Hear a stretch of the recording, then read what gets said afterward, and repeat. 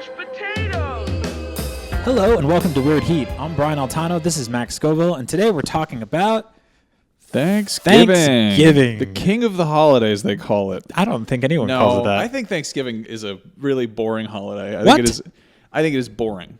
We're just going to straight out just shit on Thanksgiving like this? Totally. I think so. I don't think it's without its qualities, with its redeeming qualities, but I think it is definitely a boring holiday. Okay, you and I are definitely going to come from this at totally different angles, and I think it has to do with the differences in our upbringings.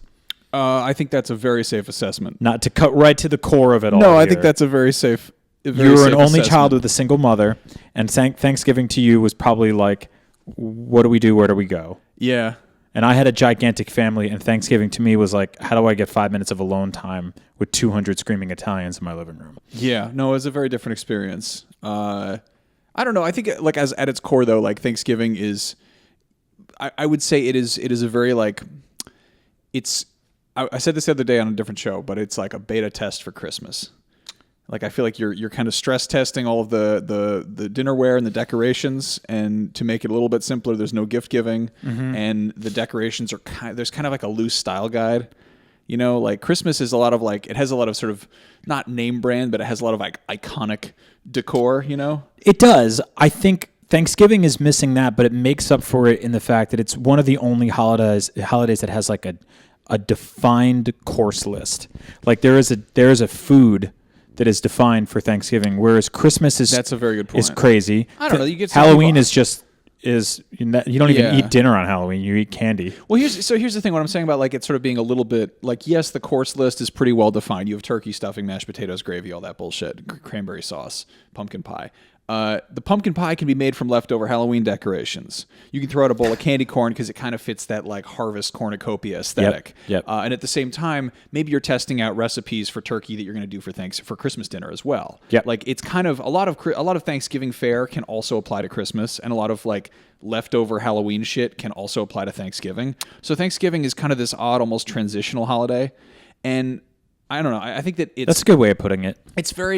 It is a goddamn beige holiday. Yeah, I think that's one of like the official three colors of it. Yeah, no, it's like beige, orange, and brown. Yeah, and brown. I never liked about it. As an adult, I've made my peace with it, and I understand that it's like very much about sort of chilling out and not really, having to do a whole lot. You're supposed to, eat some food and go to sleep. One of my favorite quotes about Thanksgiving is the George Carlin one, where it's like nobody has sex on Thanksgiving because all the coats are on the bed.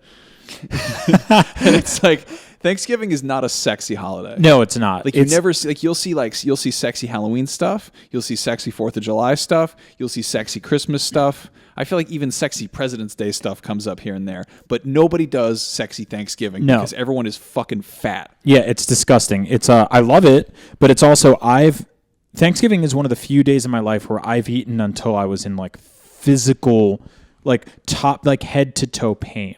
I remember one year, it was like probably like 9 years ago, me and my ex had Thanksgiving, just the two of us. And I ate so much food that I literally couldn't move. Like I was actually, I was on the couch sweating, and I was like, my body had locked up. That's awful. I guess it's impossible to bring up Thanksgiving without talking about the historical ramifications of it, the issues behind it.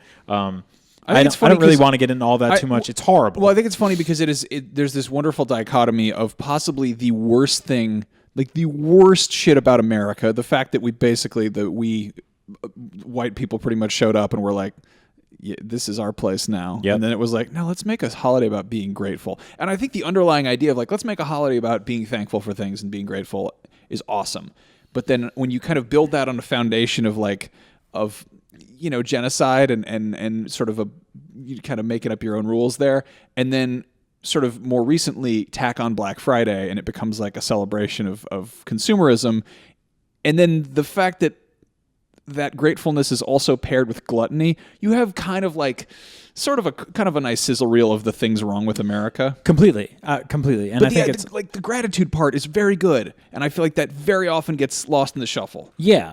I mean, it should be the kind of thing where we just tell people, you don't have to work today, you don't have to work tomorrow. But the fact that we go from this horrible, gluttony sort of just gamut through all of the foods that we can possibly fit inside of us, to waking up at the crack of dawn to like killing each other for Vizio TVs is a fucking insane thing we just sort of allowed to happen. And no one told us to do that. We just sort of said, hey, let's make this part of our psyche. Yeah, and it's weird because I don't know, maybe I'm stuck in an echo chamber here, but I feel like I don't actually know anybody who fully supports like Black Friday consumerism. Right. But at the same time, I don't know. There's my dog. What do you want? What's your problem? We're always making a show, and you come in and you start barking. Get over here. I'm going to chase you around. Fine. Come here. What do you want? It's a long cord, luckily. All right, I got the dog. I'm back. Hold on. Here we go. Yeah, live podcasting. But no, like I don't know anybody who's straight up like they do the doorbusters shit. Like I don't know anybody who wakes up first thing in the morning to do that. But obviously, people still do that. Like there's plenty of people who do that, and I know people who jump on like Cyber Monday shit and buy stuff. Like, I did it one year specifically because both of my parents were working their fucking asses off. My mom slaved over a Thanksgiving dinner, like top to bottom, head to toe. My dad did too. That was a cool thing to see growing up. Is my parents really so Christmas in my family basically was at our house every third year. Thanksgiving was at our house every year. Oh, wow. Okay. And so Christmas rotated, and sometimes we would go all the way to southern New Jersey, and sometimes we would go 2 towns over to see my cousins or see my uncles and aunts. So this was like a double whammy one? Yeah. Your mom was just done cooking and everything, and then she had to start thinking about like Christmas stuff? Yeah, exactly. Gotcha. And so they had this really small, crappy TV in their bedroom. It was terrible. And me and my brothers woke up at the crack of dawn and we went to Best Buy and we bought them this like 32-inch TV with a big fat ass on the back, you know? Yeah. And like we got there at 6 o'clock in the morning. It was freezing. It was horrible. And we got through all the trampolines and we got the TV and we got to the car and we came home and we covered it. And then on Christmas morning, we gave it to them. And it was nice. It was a cool thing that we got to do that once. I would never do that again. But Thanksgiving in my house was a big deal because there were traditions involved, which was weird because in Italian culture, traditions don't really make any sense. And there's a lot of them that fold into Christmas. Like you hear about the Feast of the Seven Fishes and all that shit. You say that like all the time. Yeah, but it's weird because of nothing in April. But we didn't do that. What is it? I don't know. So it's basically there's 7 types of fishes that you have, I think, on Christmas Eve. Because you're not supposed to eat red meat on Christmas Eve because Italians have these weird arbitrary rules about when you can and can't eat red meat. Christmas Day, goose, fucking chicken, duck, whatever the fuck you want to do.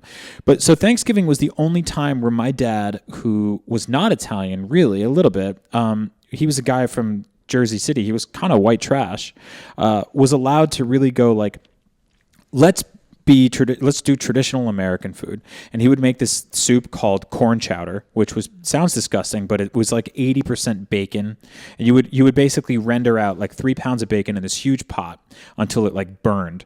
And then you would pour all this stock on top of it and then add all this corn and all this other shit. And it would sit all day and like 2 gallons of milk. It was very creamy. Mm-hmm. And then in the oven would be this gigantic turkey.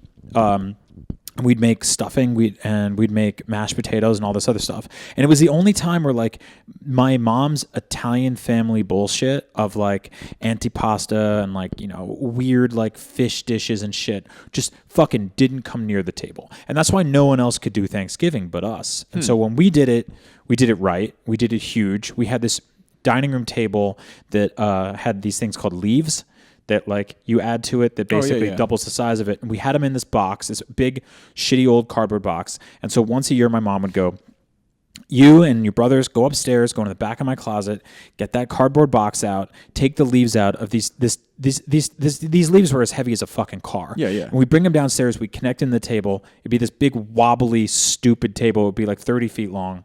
And my mother would cover it in like fucking doilies and garnish bullshit and all this cornucopias, all this shit. And we would just put food out and we would eat from 1 o'clock in the afternoon until 9 o'clock at night. And people would bring desserts and side dishes and shit like that. And it was a gauntlet, you know. It was just like nonstop eating all day. And like I have a lot of fond memories of that. And last year when my mom had passed away about a month and a half before Thanksgiving, and me and my family were just like, what the fuck are we going to do? Like she was the glue that kept that together. She did most of the cooking. My dad can make corn chowder, but that's not going to, you know, like that's not the whole, that's just part of it. Like 30 people eating corn chowder sounds like a work camp. Yeah. And so my wife and I cook a lot, and we got on a red eye and we landed in New Jersey in Newark Airport at 6:00 in the morning, and we got in an Uber, and by 7:00 we were home, and we made turkey and stuffing and mashed potatoes and 6 different types of vegetables and everything. And we invited 40 people over to the house, and we made everything look as good as we could. You know, obviously there's a lot of details you missed that like something like your mom can get. We went upstairs and we got those big stupid fucking leaves, and we put this entire Thanksgiving spread together. And it was like, it felt right. You know, like it was really sad, but it felt like something that had to be done. And the weird thing is that in my family, we do this thing, and some families do this, where they go around the table and they go, say something you're thankful for. Mm-hmm. Yeah, we do that too. Yeah, and so it's corny, but I love it. It's very like corny. It's like a variety show yeah, kind of thing. And everybody's got a different thing, and everybody always goes, you know, I'm just happy we're all so healthy and blah, blah, blah, blah. And this was a weird year to be like, I'm so happy we're all healthy, because my mom had just died and my grandfather had just died. Mm-hmm. My grandfather always sat at the head of the table, and my father always sat at the other head of the table with my mom right next to him. And so now there was an empty seat where my mom would have sat, and there was an empty seat where my grandfather would have sat. So everybody just kind of moved down a little bit. We put my grandmother at the head of the table. We run around the entire table, and everyone's crying because everyone's like, you know, Isabel's not here anymore, and Corrado, who's my grandfather, he's not here anymore. And we're all really depressed, and we get to me, and I'm the last person in the whole row, and everyone's crying, and I was like, yeah, you know, we're really thankful to have family here, and we're really thankful to bring everybody together. But this year, we're also really thankful that starting next year, there's going to be another person sitting at the table with us. And they're like, what are you talking about? And I'm like, we're having a kid. And everyone fucking loses it. That's awesome. And it was like, it was hard, right? And it's like really miserable to get everybody together right after a tragedy to pretend like everything's okay, but we got to swing up at the very end and bring good news in. And the funny thing is that my mom was diagnosed a few years ago, and my brother did the same thing. So now Thanksgiving is this great get-together in my house, but it also doubles as this fucking pin drop thing where people are like, what's the big announcement? Like, yeah. No, it's like sweeps week. From what I understand, that's not happening this year, and I'm not flying to New Jersey, so they're on their own making everything, and they'll be fine. They'll do great because everyone comes together. You get to do baby's first Thanksgiving. Yeah, but I think that like the interesting thing is mashed potatoes and watch her do that like baby fart mouth thing where it just goes falls out of their face. But I think everyone's going to be waiting for this announcement for a baby or an anniversary or engagement or something like that, and it's just not going to happen. So, but it's funny how that became just part of the routine, is that like you store a secret announcement until that moment and then drop it right there, and then the whole table goes nuts. And so, yeah, it was cool because we got to turn this like very somber event into this very happy thing, and then we ate until we couldn't move. Yeah, and then everyone felt like they were pregnant. Exactly. Yeah, with child of the food baby. No, yeah, that sounds like a pretty kick-ass Thanksgiving right there. Kind of, yeah. Yeah, I mean, and, you know, bittersweet, but like that's kind of, I don't know. It's definitely a holiday that's, I think, better suited for old people.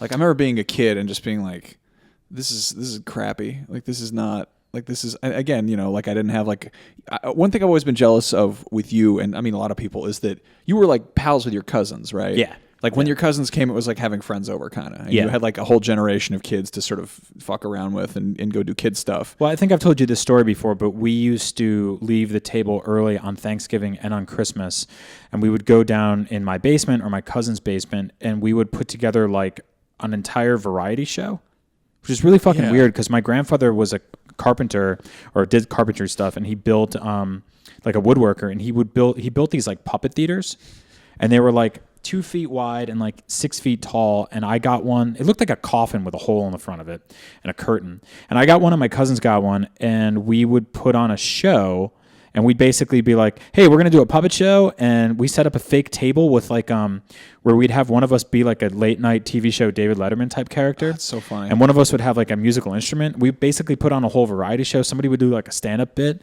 and we would invite all the relatives downstairs, and we would ask them for money. And so we got money from them. And so while everyone was upstairs eating and drinking, we'd be like, come downstairs.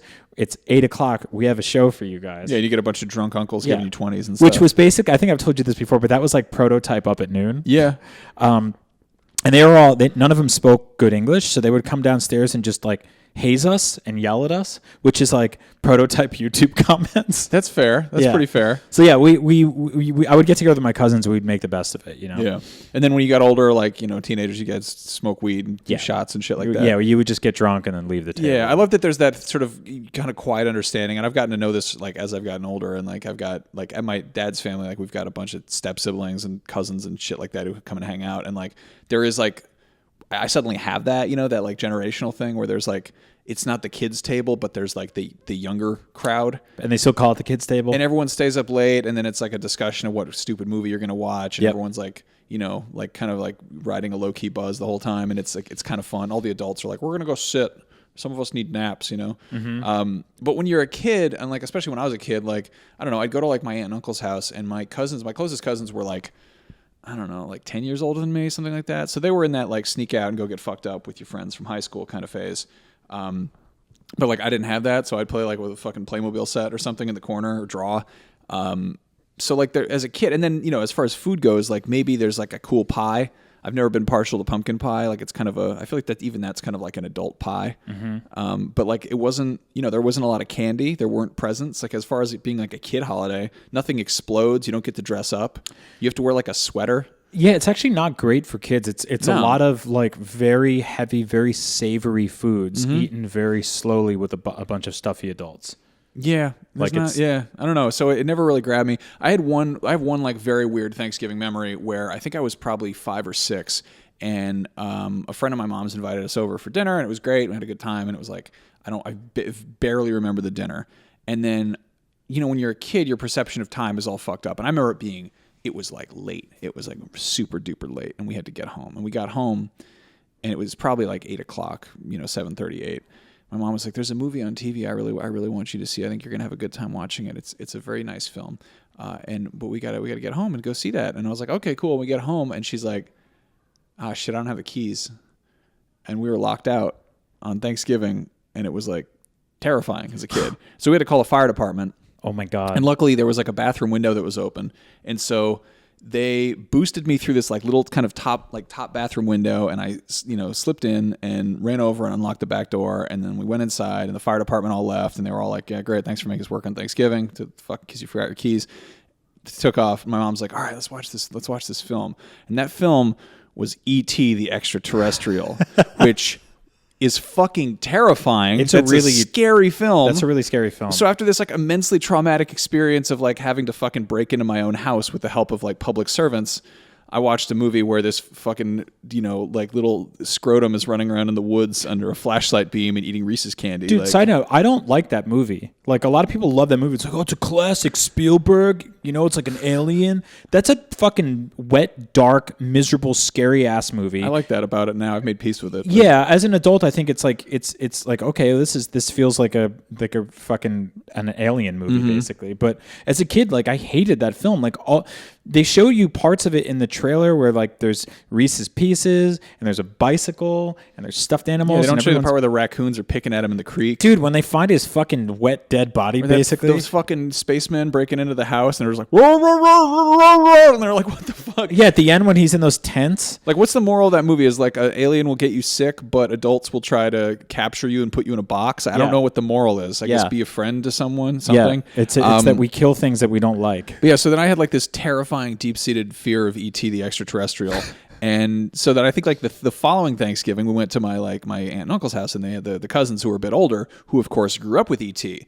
And the whole thing was they were going out with their high school friends, partying, whatever the fuck it is. And I was like, I'll go play with old toys. And I'm digging through this toy box, and I come across a fucking E.T. figurine, and it scared me so much that I had to like sleep on the couch. Oh my God. Yeah. So it was like, I don't know. E.T. is always like intertwined with Thanksgiving for me. And now I'm cool with E.T. We're okay, but like I still hate that film. I think it's a sick film, but I enjoy it. Did you have anyone that you knew that watched the Macy's Day Parade? That's one of those that I would put that in the same category as like Hong Kong kung fu movies, Godzilla movies, and like Westerns as like a thing that I really appreciate and would love to get into, but just don't have the patience to actually sit down and do. So I grew up, like 30 minutes outside of Manhattan, and we walk by that Macy's all the time. And it was, it was just I think it was just part of the culture in Northern New Jersey to like turn on the TV that Thursday morning and watch that. And I was never into it because it felt like, even by the time I was a kid, I was like, this feels stupid and slow. These are my favorite cartoon characters moving at the pace of a blimp, and some of them die. I kind of would love to get like a raw feed of that. The thing I hate is when you turn it on and you're like, I hear they've got a half deflated Garfield who's like draped across a sea of school children and drunk people. And then it's like Matt Lauer or something. I'm like, I don't want to, like, why would you cut to the man? Show me the blimps. It's really fucking weird. And so my grandfather, who grew up in Italy and moved here when he was like 40,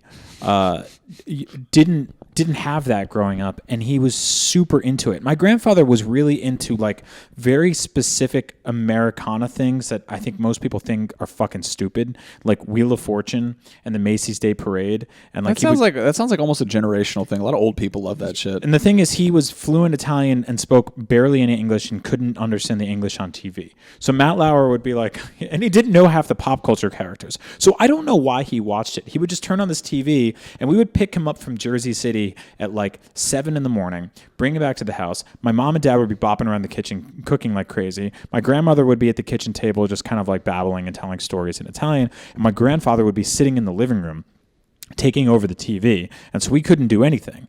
And we were off. We couldn't play Nintendo. Like, we would go in there and he would just be sitting there watching fucking like deflated Garfield, an underdog, just limp over a rooftop.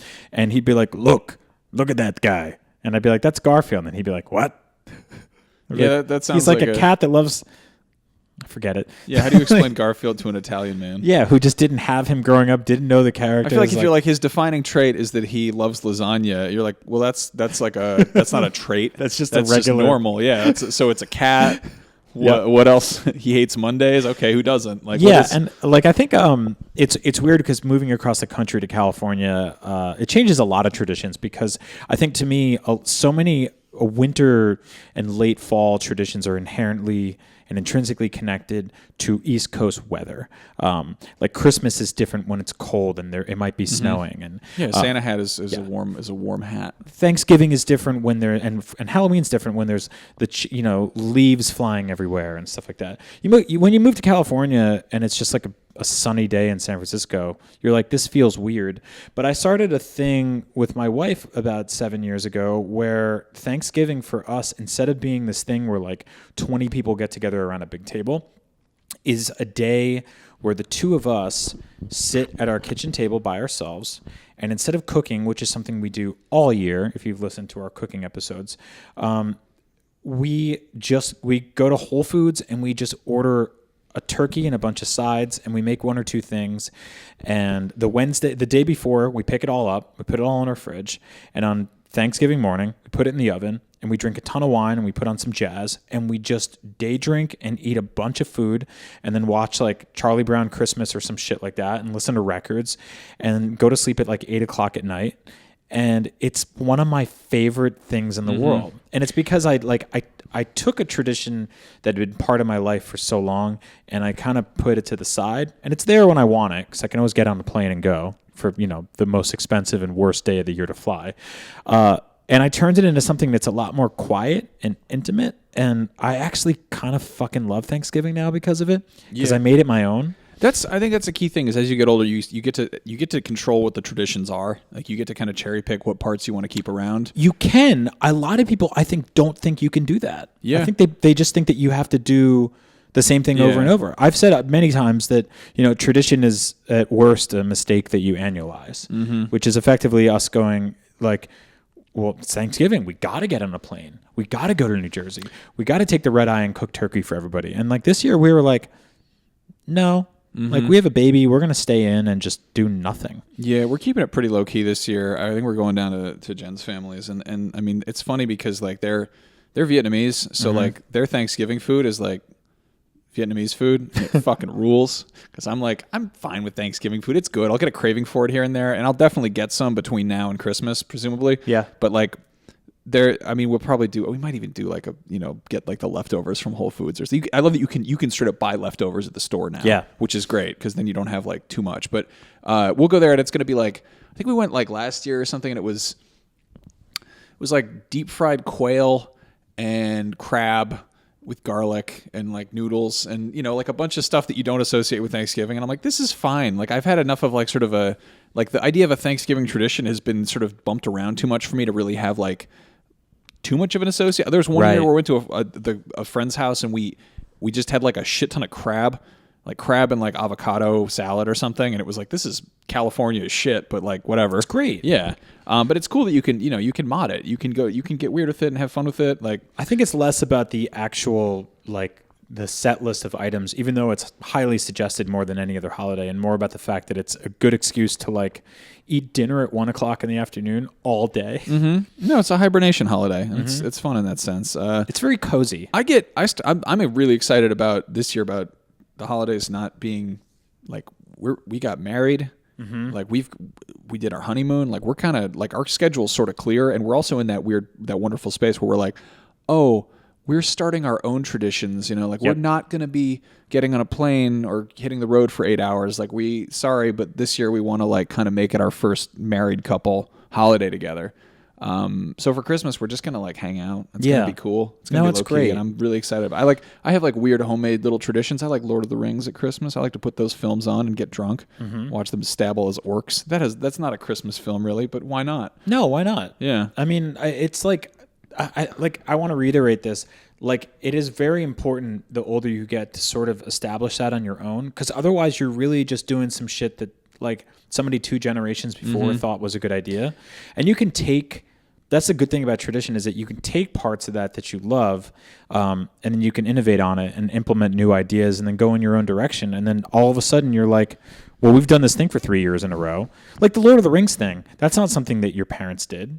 I mean, those all came out around Christmas, so I feel like maybe one Thanksgiving I did go see one of those with my mom, but like, I don't know, for a second there we had a Star Wars movie every Christmas, so that almost felt like a tradition, and I feel like, we're probably going to wind up separately putting those on and being like, Force Awakens. I do the same thing. I end up watching Star Wars movies around Christmas time. Yeah, I think it's great. The holidays are a great time to put on movies you've seen a million times because you're probably going to fall asleep anyway. Yep. And you're half looking, and you're up getting food, and you're grazing, and drinking, and stuff I love like it. that. It's wonderful. But so the holidays it's a good time. It is a good time. I'm feeling pretty thankful for this year almost being over, and it's just a nice time to kind of hunker down and be like, let's sit on the couch a little bit. I agree. Now, if I may, a bit of brief consumerism. I'm wearing a Weird Heat shirt.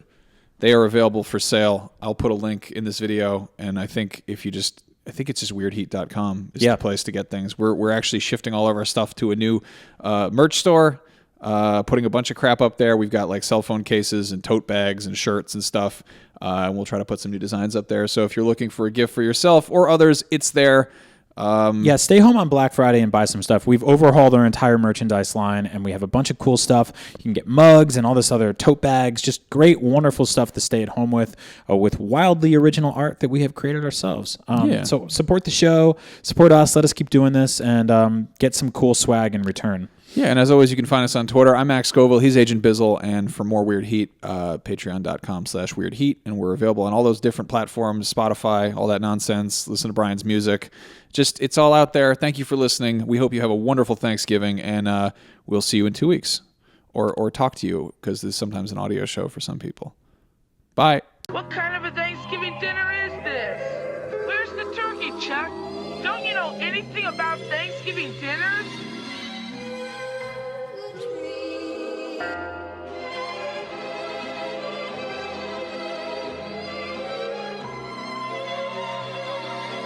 Where's the mashed potato?